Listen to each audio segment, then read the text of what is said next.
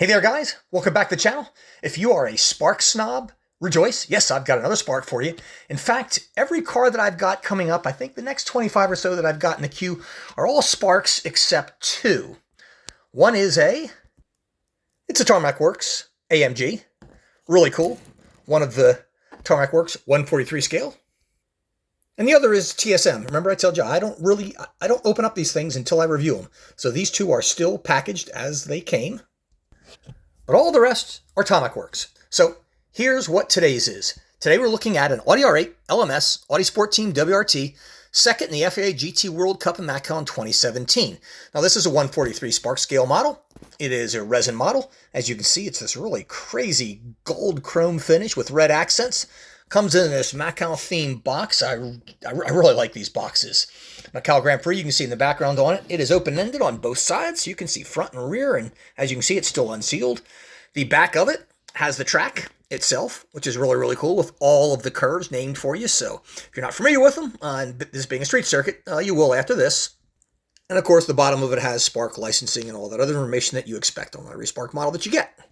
Now, you guys might remember this car that I have in the background was the 2018 model that I reviewed about 6 or 7 months ago.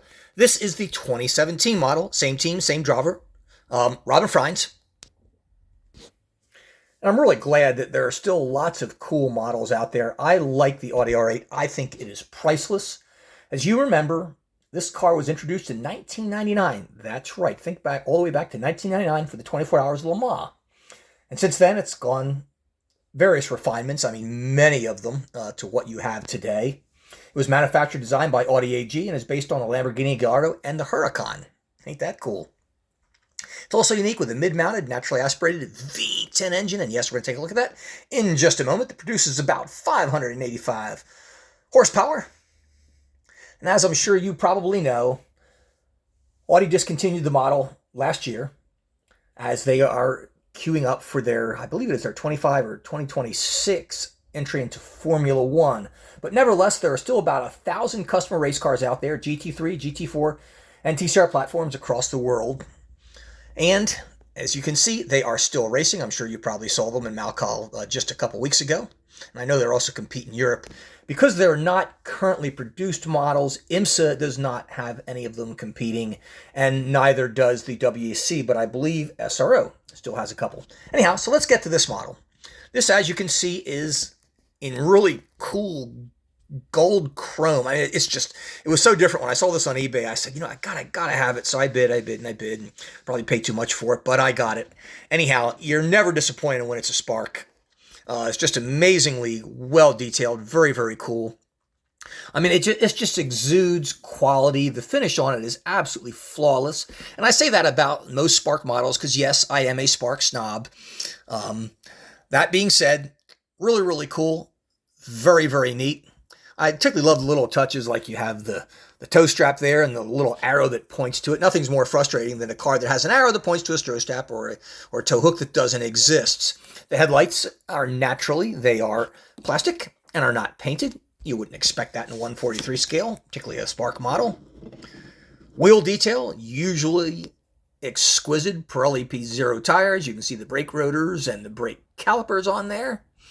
And as you go down the side, you can see all the various sponsors, almost kind of hard to see in white on the side rails there, particularly with this gold chrome finish. Guys, the interior details of it are absolutely spectacular. I know it's really, really hard to see from here. We're going to take a close look at the engine in just a moment, but trust me, they're good.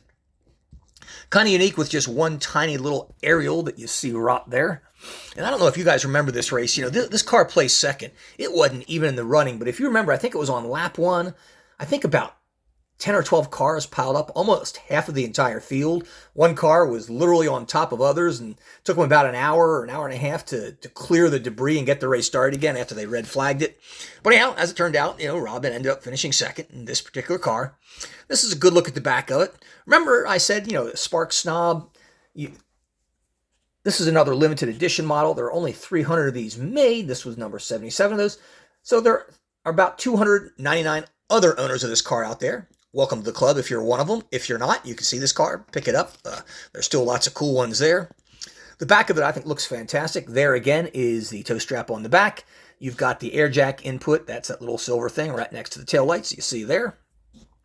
The exhausts are, this being a 2017 model, are actually part of the rear bodywork here sticking out. They're no longer underneath the fender, so to speak. There's a cool look at the carbon fiber wing. And there is a neat look at the engine bay. See, it says Audi Sport up against the firewall there. You've got the support struts, and you've got that crazy V10 engine. Looks really, really good. Really, really sharp. And WRT, the designs that they have on these are just really neat. And there's a cool look at the car from an aerial view, and much better look at the engine. Guys, I think that is just absolutely cool. I love it. Just like I do the Ferrari 488s and the Ferrari 458s that have the exposed engine details. And as you roll this thing around, you take a look at the passenger side. It is much like the driver's side, not a whole lot different. You do have the intake for the fuel right there. Well, folks, I hope you've enjoyed this. If you're a Spark snob, I suspect you probably have. If anybody has this model or any of other of Robin Frijns models, let me know. Thanks for watching, and I'll see you next time, because guess what? We got another Spark coming up next. Bye-bye.